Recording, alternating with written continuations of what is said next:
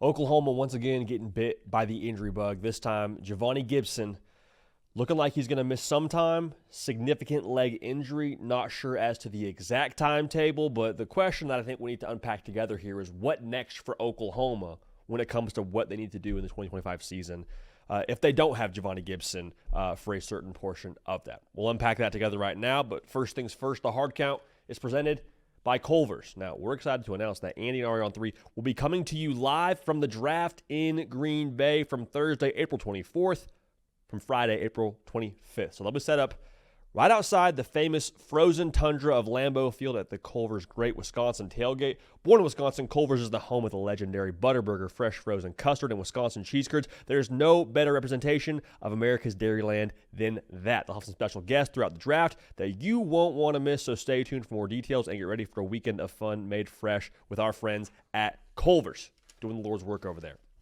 So you get this news if you're an Oklahoma fan, and it's like deja vu. Because last year, it was every single week it felt like. You check the phone, check the injury report. Oh, man, another receiver hurt. Another receiver not available. It was like a CVS receipt in terms of the injury report. It was just, it just kept racking up.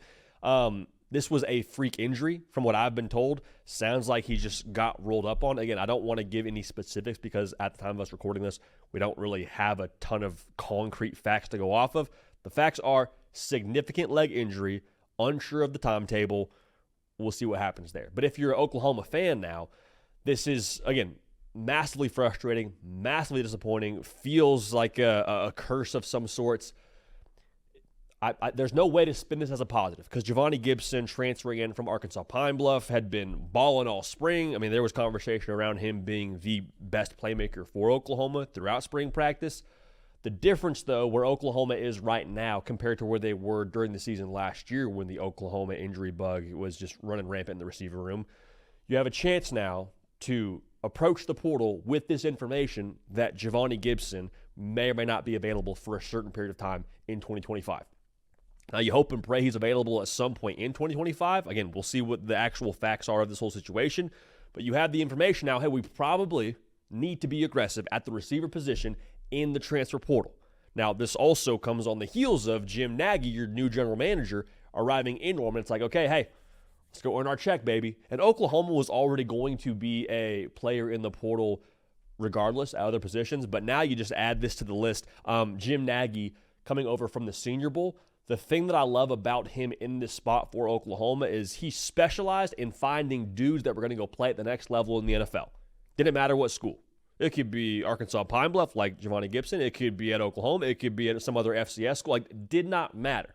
He was able to spot talent, evaluate it, bring it in, and then they would thrive, have success, and end up playing on Sundays. In a much more dialed-back version here, that's, I think, the task for Jim Nagy. Because we'll see what the portal market is at receiver when it comes to what Oklahoma has available. You might need to be a little bit of evaluation sicko in this one. You might need to go find that guy that not everybody's talking about, maybe went to a smaller school, and find a way to plug him in. Now, the obvious part of this, though, when you talk about the path forward for Oklahoma, is you just need everyone to do more. And it sounds simplistic. It's sort of a cliche thing. It's sort of a coach speak, but like genuinely, if you don't have Giovanni Gibson on the field at all times, Deion Burks, need more from you, brother.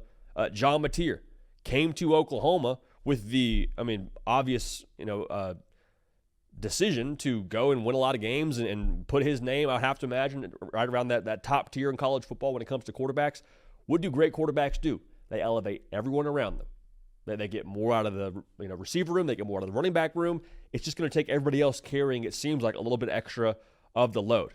The good news is that's what John Mateer came to do. That's what I have to believe Deion Burks stayed to do. So it's not ideal. There's no way to spin it as a positive, but when you talk about the path forward, hit the spring portal hard. You got a guy in Jim Nagy who's a great evaluator, and then you got a quarterback here who you're going to ask more of, but you're going to ask more of him in general because of what Oklahoma was last year on offense. Scored 21 points a game. Like, we all knew this would be a bit of a project for Oklahoma with trying to turn that thing around, but got a staff in place, got a quarterback in place. Can you get the wide receiver talent in place? And can the wide receiver talent in place currently elevate and get it done for you? So we're hoping that Giovanni Gibson can be available for you in 2025. We'll have more conversation around this as we get more facts. But Oklahoma now, the path forward, let's go to work in the portal. And offensively, let's find a way to, as best we can, try and pick up the pieces around it. Appreciate y'all being subscribed. Appreciate y'all being tuned in. We're going to keep this party rolling. We will see y'all next time.